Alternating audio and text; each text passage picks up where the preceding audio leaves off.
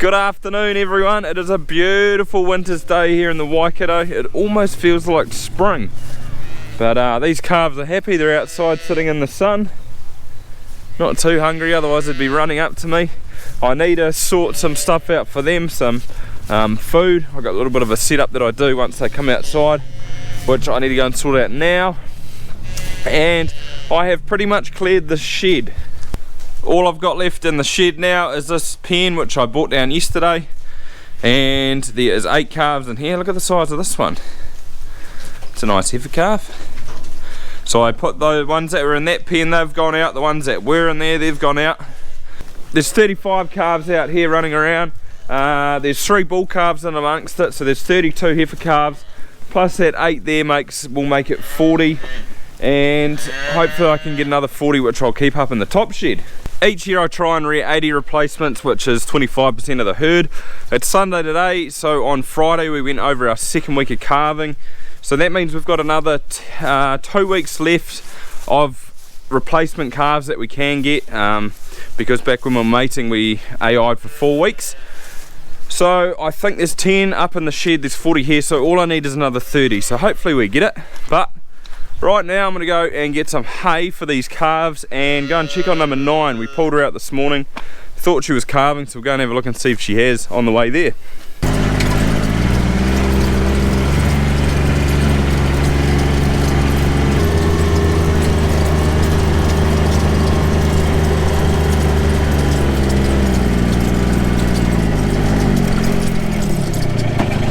And she's calved, so we're going to have a look.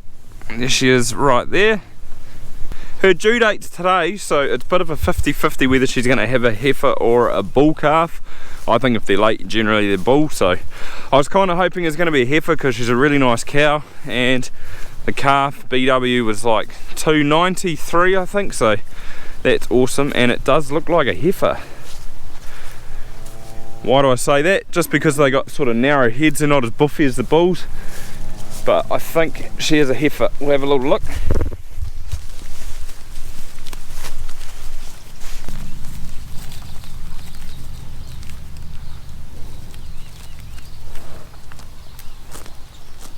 That's awesome, nice heifer calf, nice big calf too. But I might go and check on the calving cows while I'm over this way anyway, and we'll have a look over there, see if there's any new calves. That cow there, she had twins last night.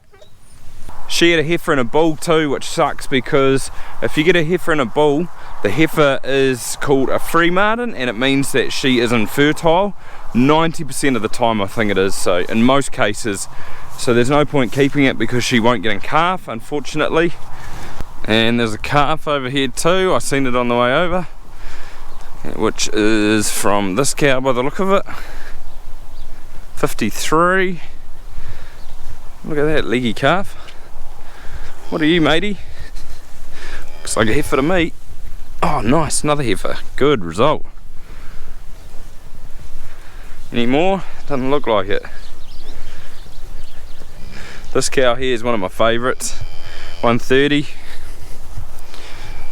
Really hoping she is a heifer too, but probably not. Better write that down too. Cow number 53 heifer. At least that calf's got a bit of white on it because I don't have any calf tags on me to put around its neck. But we'll head over at about 3 and draft her out, take the calf back. But that calving mob's getting down, so there's only about 35 cows left in there. Cow number 9, 53.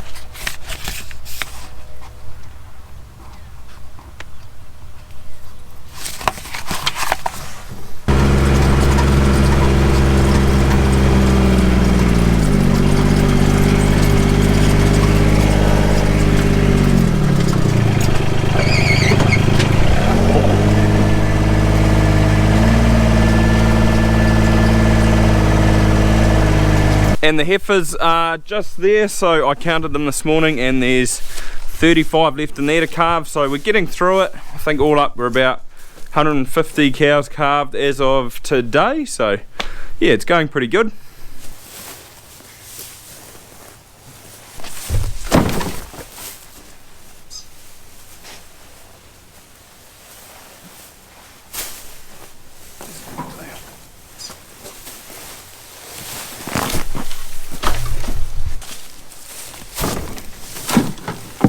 We don't go through too much hay, and we just use these little bales for the calves. So we actually buy it off one of Dad's mate down the road. I think we bought 50 bales off him last year and maybe 50 the year before. It's just a bit easier that way.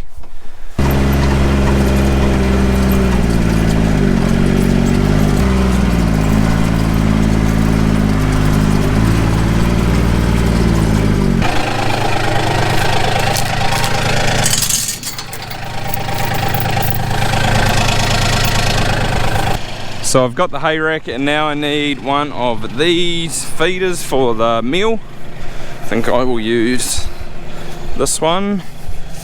Hopefully the chain's still on it. No, bummer. Maybe the other end.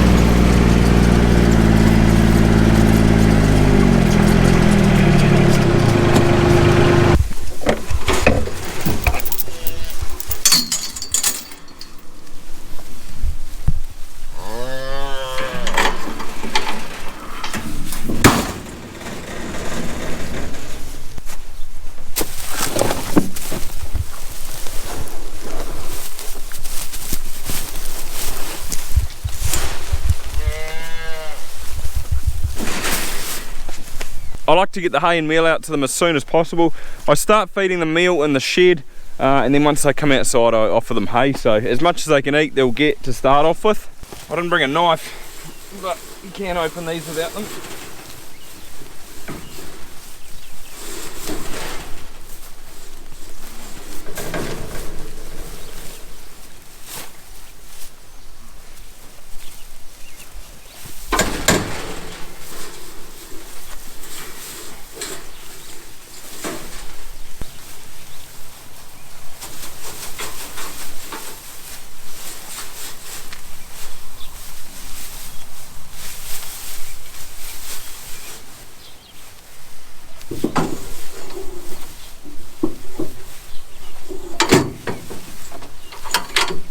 And always separate it like that, because then they can sort of pull it through. It makes it a bit easier, whereas if you leave it in the biscuits, makes it a bit hard for them to get out. We've had this hay rack for quite a while, but the skid rusted out, so this is the original one, and there's sort of holes in the bottom, so we got another skid made up that we just put on top of it, and same with this. So they come with that, but they're not very strong, so we got that made up, which just sits on a plate. There's actually quite a big bit of steel that just sits on, so once that wears out you can just put a new one of those on. And I like these feeders with the curtains on the side, because it sort of keeps the birds out, and the calves don't mind it. They sort of take some little bit to get used to, but once they do then they're sweet as.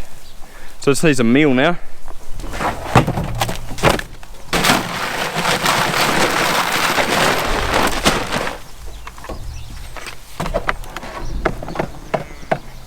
And then the calf food that I use is this muesli.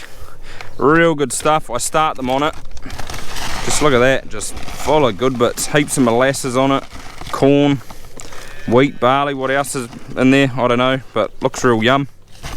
And then I just mix it with this OptiCalf here, or OptiGuard, whatever it's called, which is just to try and prevent them from scouring. I think it's quite a sweet tasting powder, so they quite like it. I don't keep them on this muesli forever. It's just for sort of the first week or two until they get used to it, and then I go to a sort of a cheaper feed option.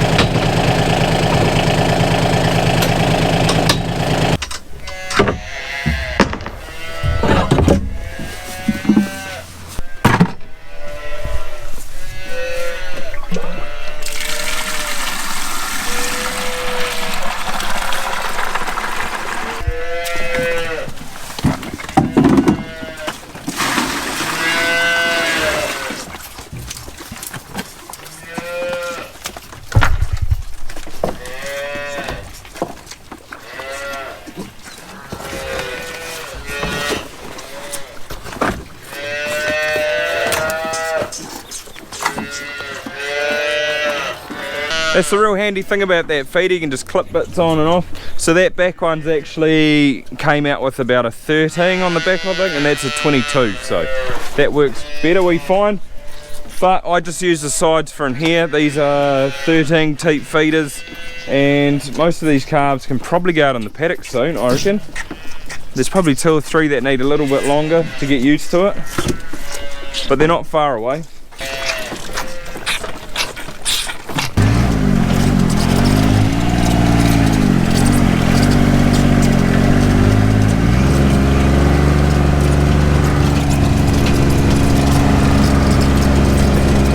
Just make sure it's fairly level, that's not too bad. And check if there's any in the shed, or hopefully they're getting used to just keep running out when they hear the gator. Come on, Diggy, come on. Come on in. Come on. Dinner time. Come on in.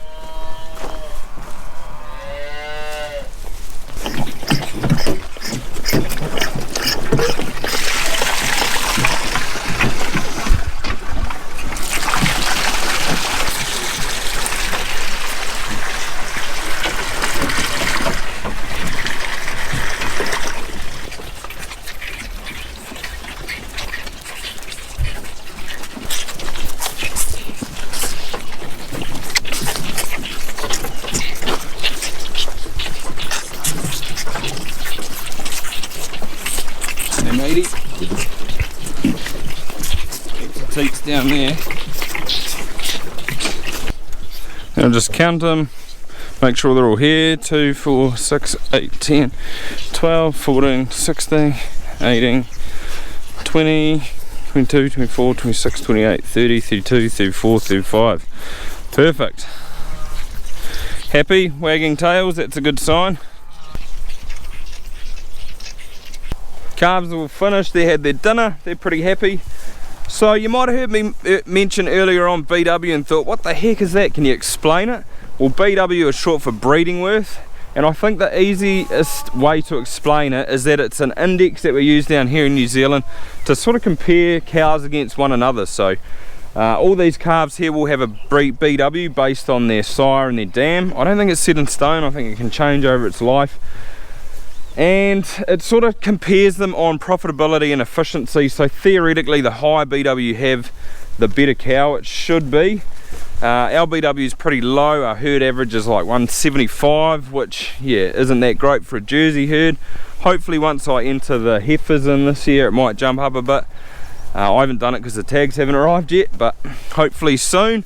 But I'd be pretty keen to hear from some other Kiwi dairy farmers what your thoughts are on it. I'm sort of on the fence. I don't know, I'd like to increase our BW, but then I know you don't have to have a really high BW cow to produce a lot of milk. So I don't know, let me know what you think. Don't